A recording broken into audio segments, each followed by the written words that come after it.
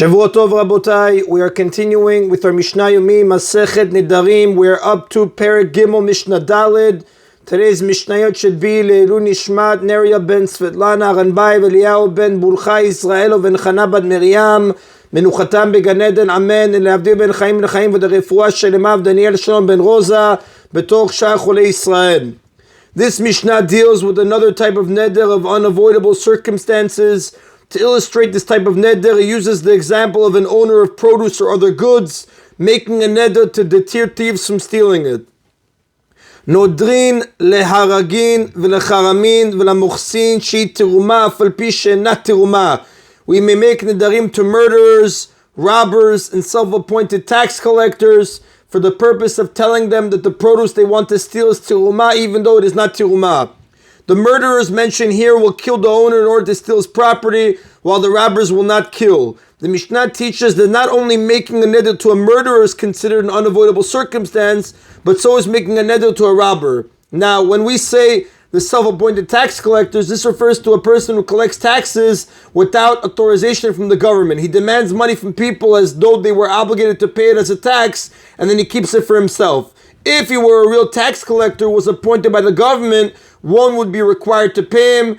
As the Rav explains, it is a halachic obligation to observe the secular laws of any government, whether it is Jewish or non-Jewish. It is certainly forbidden to make a false neder or shvuah to avoid payment of legal taxes. Shen shel bet hamelech afal pi shenan shel bet hamelech, or that the items they want to steal belong to the house of the king, even though they do not belong to the house of the king. Meaning, if a robber comes to steal produce, the owner may say to him, for example, the fruits of the world shall be forbidden to me if this produce is not teruma. However, he must have a time limit in mind. For example, the fruits of the world shall be forbidden to me only today. The robber is therefore tricked into thinking that the produce is teruma, which he would not take. There are people who murder and rob, but will not eat forbidden food such as teruma. Another reason they will not take teruma is that it is not worth much, since it may be eaten only by kohanim when they are told. It is sold at very low prices. And if a robber comes to steal other objects, one may say to him, the fruits of the world shall be forbidden to me if these objects do not belong to the king, which would also deter him because a robber would be afraid to steal from the king. He said, the fruits of the world shall be forbidden to me without adding any limitation, which implies that the fruits will be prohibited forever. However, since he clearly made the neder only as a tactic to avoid theft or death, it is not binding in the way that he said it. Rather, we may go by his unspoken intent, which, like we said earlier, was to ban the fruits of the world for only a limited time. Now, although a person's thoughts usually lack legal force unless they are evident from what he said or from the circumstances, they do have force in this situation where the person was unable to say them aloud. The laws of Nedarim of unavoidable circumstances does not state that the neder is invalid. Instead, it allows his thoughts, which would normally be ignored, to be treated as though they were spoken. The Mishnah cites 3 disputes about this law. Bet Shammai Amrim Bakol Nodrin. Bet Shammai say we may make any neder besides the type of neder mentioned above, in which one prohibits certain items like Nidrei Isur. One may also make the type of neder in which one gives something to the temple, Nidrei Hekdesh. For example, one may say, this object shall be Hekdesh, temple property, which may not be used for personal purposes if this produce is not teruma. So again, Bet Shammai Amrim, Bekol Nadrim, Bet Shammai say we may make any neder to mislead a robber, chutz mi b'shvuah, but not a shvuah, which is rabbinically forbidden, even in such circumstances because of the special severity of shvuot. Regarding one who makes a false shvuah, the Torah in Seder Shemot, chapter 20, verse 7 states, Lo yinakeh, Hashem will not forgive him. Ubet Hillel omrim av b'shvuah, but Bet Hillel say, we may even make a shvuah, meaning one may say, I hereby make a shvuah that the fruits of the world shall be forbidden to me for one day, if this produce is not teruma. The second dispute, Bet Shammai Amrim lo yiftach lo b'neder. Bet Shammai say if the robber did not demand a neder, one may not start dealing with him by making a neder. Rather, one must first try to deter him in some other way. Bet Hillel omrim af yiftach lo. But Bet Hillel say one may even start dealing with him by making a neder. The third dispute, Bet Shammai Amrim b'meshu b'diro. Bet Shammai say one may include in the neder only that which the robber required him to include in the neder. Bet Hillel omrim av b'mesh eno madiro. But Bet Hillel say one may add even that which the robber did not require him to include in the neder. The Mishnah gives an example. Ketzad, how so? Amru lo emor konam ishti ne'eneli. For example, the robbers told him to say the following: that which my wife benefits from me shall be like a konamter if this produce is not tiruma. V'amar konam ishti ubanai ne'enini. And he said in response, that which my wife and my children benefit from me shall be like a konam to them if this produce is not tiruma. Bet Shammai amrim ishto muteret ubanav asurin. Bet Shammai say his wife is permitted to benefit from him since the robbers demanded that he make a neder against her, but his children are forbidden to benefit from him since it was his idea to include his children. According to Beit Shammai, only the part of the neder that the robber demanded is considered a neder of unavoidable circumstances.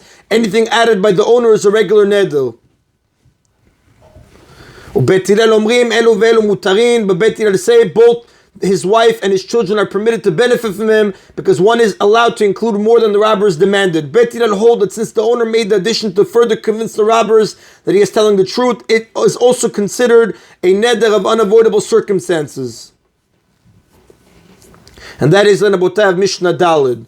Now, there are two types of Nedarim: Nidrei Isur, Nedarim of prohibition, where one prohibits something, and Nidrei Hekdesh, Nedarim of Hekdesh, where one gives something to the temple, thereby making it Hekdesh sacred.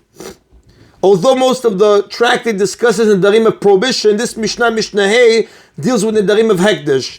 If one says this object is Hekdesh, or this object is a Korban, it becomes Hekdesh and may not be used for non-temple purposes. Had he said this object is like a Korban, or this object is a Korban to a certain person, the object would not become Hekdesh, rather it would become forbidden under the laws of Nidrei Isur and Nedarim of prohibition. However, when one says this object is a Korban without like, and without referring to any particular person or people, it does become Hekdesh.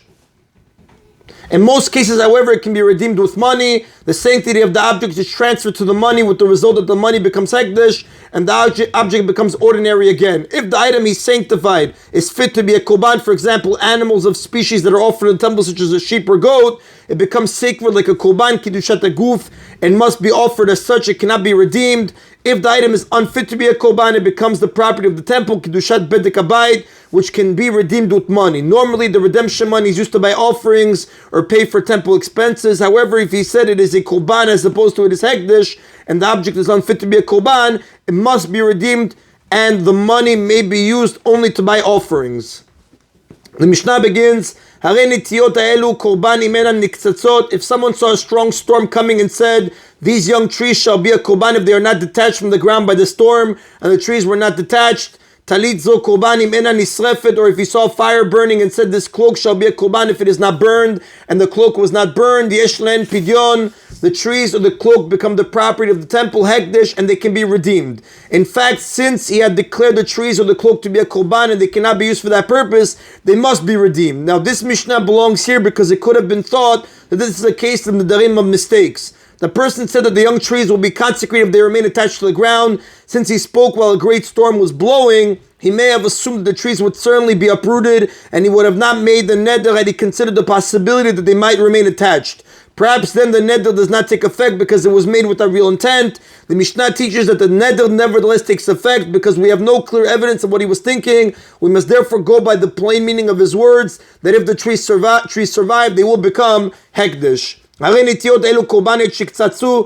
if he said these young trees should be a korban until they are detached from the ground by the storm, and the trees are still attached to the ground, talit o korban, talit zu korban shetisaref, or if he said this cloak shall be a korban until it is burned, and the cloak is still unburned, enem pidyon, the trees of the cloak become the property of the temple and they may not be redeemed. Meaning if one redeems them with money, the sanctity of the object is transferred to the money, but then the object becomes sacred again. Since he said that the trees or cloak shall be sacred until they are detached or burned, we assume that he meant that they cannot permanently lose their sanctity before that point. Rather, they repeatedly become sacred until then. However, once the trees become detached or the cloak is burned, they lose their sanctity automatically without being redeemed. That is the Nabotai of today's Mishna Yomi. Everybody should have a Shavua Tov. Baruch Adonai Leolam. Amen v'amen.